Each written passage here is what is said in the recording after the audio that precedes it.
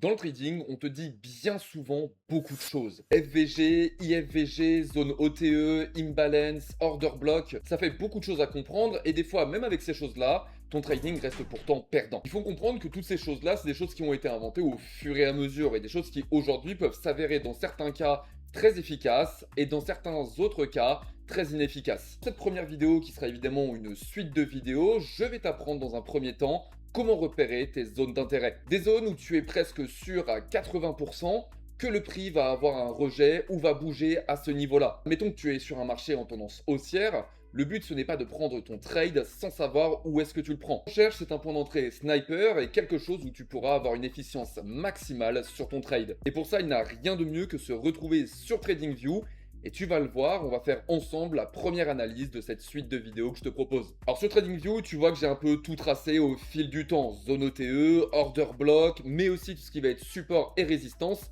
Et c'est d'ailleurs exactement ça qu'on va voir aujourd'hui. Bien qu'on te parle d'énormément de facteurs sur le marché, il reste que les résistances et les supports sont selon moi aujourd'hui avec le marché qu'on a actuellement le plus efficace pour savoir quand est-ce qu'un marché a de fortes probabilités de se retourner. Bon alors évidemment on ne va pas regarder un graphique où il y a déjà tout tracé. Ce que je te propose c'est de supprimer tout simplement les éléments que j'ai pu mettre sur ce graphique. Donc on clique sur tout supprimer et ça fait mal au cœur quand même. Ça fait mal au cœur, il y a eu de la grosse analyse mais c'est pas grave, on la refera petit à petit et ce je le rappelle en live sur TikTok pour la session UK mais aussi pour la session US. Alors si ce n'est pas le cas, n'hésite pas à nous rejoindre sur TikTok car on live tous les jours et on prend des opportunités même ensemble. Comme je t'en parlais, les zones de support et de résistance, ce sont des points sur lesquels tu as des zones d'intérêt. Et alors comment on détecte ces zones-là? Et en fait c'est très simple et tu vas le voir, tu peux les détecter en fait assez simplement de ton côté. Déjà ce qu'il faut comprendre c'est quoi la différence entre un support et une résistance. Bien souvent un support ça se trouve en bas, c'est ce qui sert donc au marché de ne pas reculer plus que ce qu'il est déjà. Une résistance c'est ce qui se trouve bien souvent en haut, c'est-à-dire ce point d'ancrage où les acheteurs vont redevenir plus faibles que les vendeurs. Évidemment, ces zones de résistance et de support, elles peuvent être cassées à la hausse ou à la baisse, mais c'est quelque chose où dans 80% des cas,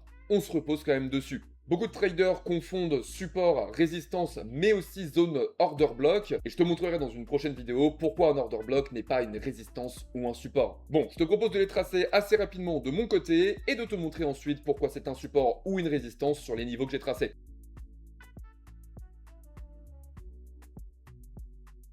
Ok, bon, dans un premier temps, on va se satisfaire de ça étant donné qu'il y a déjà beaucoup d'informations sur le graphique. Comme je te l'ai dit précédemment, ces zones de support et de résistance, c'est des zones d'intérêt où tu vas avoir un retournement possible. Ce que je te conseille dans un premier temps, c'est de tracer tout ce qui va être zone de support et de résistance sur des time frames de 5 à 15 minutes. Avoir une vision globale du marché, ça va te permettre de pouvoir voir tes vraies zones d'intérêt. Alors évidemment, pour tracer tes zones de résistance et de support, encore une fois, je te conseille de te rebasculer en M5, mais tu le vois, il faut aussi que ça coordonne avec le marché que tu as pu voir avant. Fais une analyse sur plusieurs jours, voire même plusieurs semaines, pour revenir dans le temps et voir les zones d'intérêt passées. Qu'est-ce qu'on voit tout de suite? C'est ici par exemple sur ce support, eh bien on peut voir qu'on est reparti à la hausse une fois qu'on avait touché cette zone. On voit ici aussi sur le marché actuel, on peut voir que effectivement on est tombé un petit peu en dessous, néanmoins on a su repasser au-dessus de cette zone d'intérêt. On revient un peu avant, tu peux le voir aussi ici. On est passé un petit peu en dessous, néanmoins on est reparti à la hausse par la suite. Tu peux le voir sur 1, 2, 3, 4 et 5 fois, nous avons respecté ce support. Effectivement, ici tu aurais potentiellement SL, mais si ton money management est bon,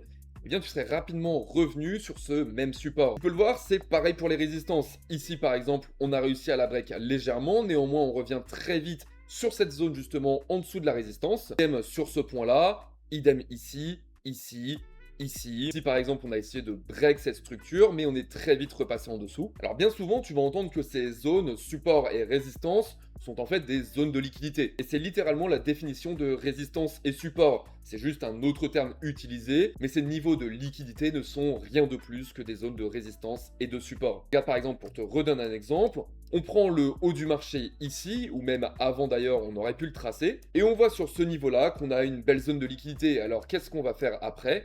Nous allons rechercher cette zone pour repartir à la baisse. Conseil dans un premier temps, si tu utilises uniquement les zones de support et de résistance, c'est de ne pas être trop gourmand en termes de pips. Néanmoins, cette stratégie va te permettre de faire quelques profits dans un premier temps. Alors maintenant qu'on sait où est-ce qu'il est notre point d'entrée, regardons où est-ce qu'il est notre SL ou notre TP. Tu l'auras compris, les points d'entrée vont donc se trouver sur ces fameuses zones de résistance ou de support. Admettons donc sur ce trade que nous étions partis en zone de vente, étant donné que nous arrivons sur une zone de liquidité très importante. Personnellement, ce que je fais toujours pour mes SL et qui marche relativement bien, c'est que je me mets légèrement plus haut que la zone de liquidité qu'on a pu avoir avant. Ici, par exemple, tu le vois, on a une zone de liquidité sur les 4148. Alors ici, il est intéressant tout simplement d'aller chercher les 4150 par exemple. Évidemment, si tu trouves que le SL est trop proche par rapport à ton point d'entrée, n'hésite pas, par exemple, à aller à 4152 et à rajouter 40 pips d'écart. Concernant l'OTP, ce que je fais personnellement et qui marche aussi relativement bien, c'est que je vais chercher ma zone de liquidité juste en dessous. Si par exemple tu peux le voir, on a une belle zone de liquidité, une belle mèche qui est repartie à la hausse après justement cette fameuse tendance baissière. Ici, si je te trace donc ce niveau juste ici,